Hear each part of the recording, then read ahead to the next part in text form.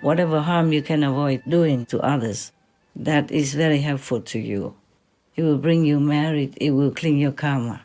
But that is not the way for ultimate liberation or Buddhahood or going home to God or being one with God. Life after life, we take and give from different beings in our many lifetimes. And the give and take still has to continue in this lifetime. So whatever you think you can afford and take in, like food, clothing, just be moderate. But do not force yourself.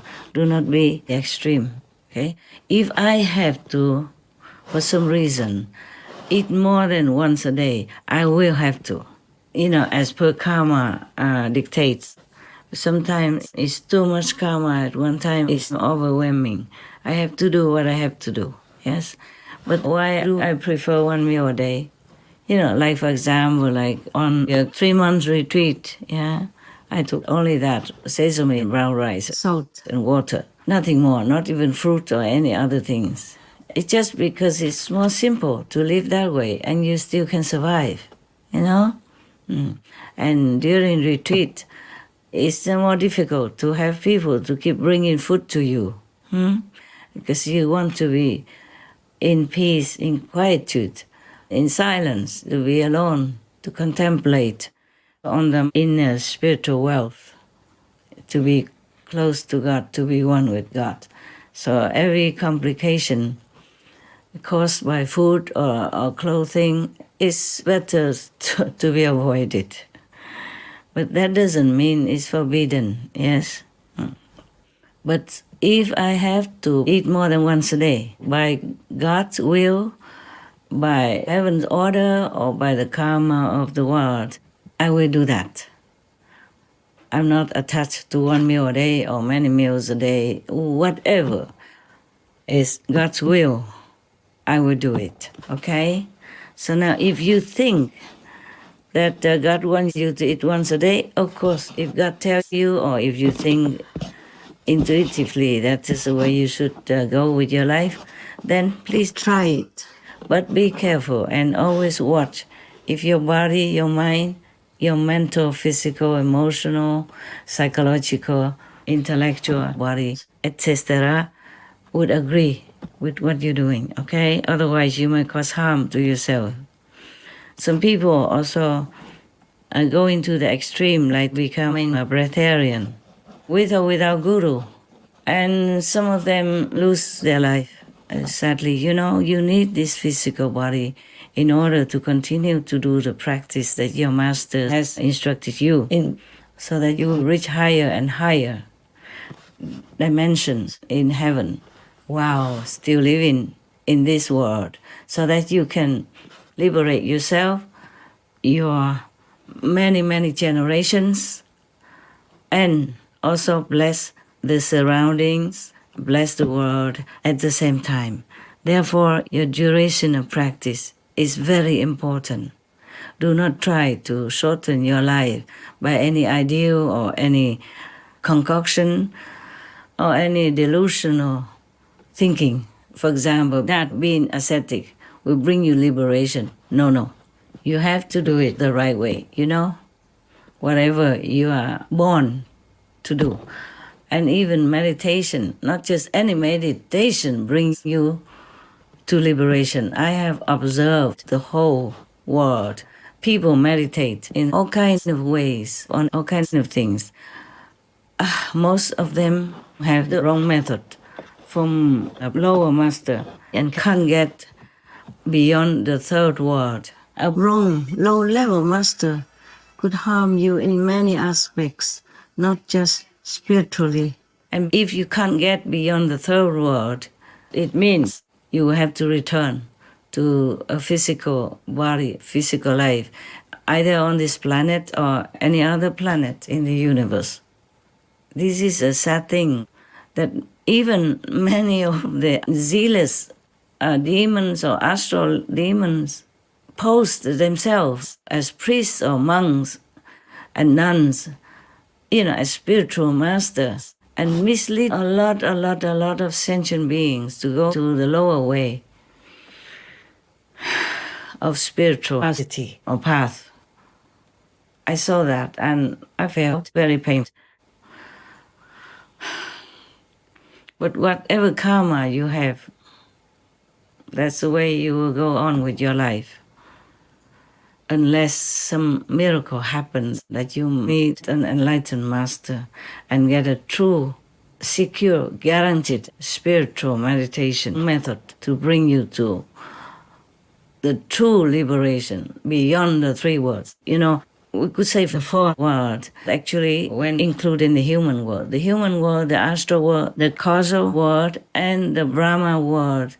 All these worlds will be destroyed one day or another. In Buddhist terminology, the Buddha called it the three worlds, meaning our physical world that we can see, touch, hear, and perceive is not included. It's different. The other three worlds, like the astral, causal, and a Brahma world, are invisible to the naked eye. Sometimes you can see them. It depends on your karma and your past life, spiritual connection. But most people don't see these three worlds. These are the three worlds you have to pass beyond in order to be liberated. That means you don't ever come back to this physical world or any other physical world anywhere. Either becoming a human, animal, a tree, plant, anything again, or even a demon, ghost, or hell being. So if you want to really be away from suffering forever, yes, and go to a higher dimension, enjoying bliss, happiness, and true liberation, then you have to go beyond the three invisible worlds, from the astral to the Brahma world. It's very difficult for you to really find a master to lead you beyond the third world. If you find such a master and your level is still too low, for example, that you can reach only the third world, not beyond it, it doesn't matter. If your master is truly enlightened and a true powerful master, then he, she can still continue to bless you and teach you until, you live above the three destructible worlds. But by asceticism, you can hardly reach there, okay? Truly. You need a pure, determined heart. If you could, it's still very, very difficult, because while you're practicing that, you will also be contaminated by other people around you. Their energy, their karma, their contact with you will bring you trouble and will not allow you to be uplifted to a higher dimension unless you are connected with a higher dimension already, just like through the Kuan Yin method that I have imparted to you. That is the correct, the direct word to higher dimensions. You go slow, you go fast, it's up to you, but it is a direct connection to a higher world. You will definitely reach liberation, guaranteed, or become even Buddha in this lifetime. If you're truly that high, that pure, and have practiced, thousands of aeons before without fruit. Even animals also practice spiritually. Some snake people also meditate, they practice very well, very diligently, and then they can become human, or they can make themselves appear as humans for short term or forever. Yes? But that is different. To practice just to jump from one species level to another, not to be in a higher heaven or be liberated, become Buddha or become one with God. That is the highest way you can aspire to. Just like in the Kuan Yin method, you are connected directly to the highest possible dimension. And you can reach any stage of that road. It depends on your karma, past life karma, your practice, your sincerity, your purity, and the blessing of all heavens that are always trying to take care of you. Now, if you practice alone, you're not a master, it's quite easy. All you have to do is just receive the initiation from the master with your heart of longing to go home. longing to know God, then you will have it at the end, definitely, guaranteed, 100% true and sure. Any other method, it depends also on the master who has attained a higher level or not.